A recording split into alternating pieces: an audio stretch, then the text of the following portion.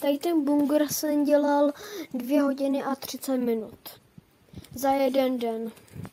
Až někdy jindy taky takový video natočím. Něco stejného, ale v bunkru ještě ty věci, nějaký to a tak dále. Prostě natočím podobný video jako tady to. A ve stejném domku.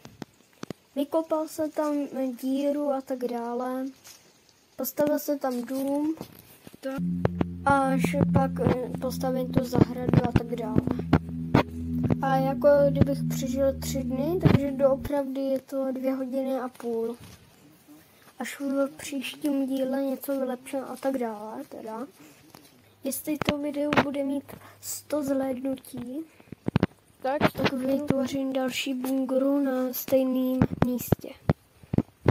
A taky se tam postavil malý most, který nic moc neudrží a tak dále teda. A v tom bunkru platí, že 1 šiška je 1 koruna. A za ty šišky se můžeš koupit kámen, nebo klacky a cokoliv jiného. Kromě sluchátek a telefonu a tak dále.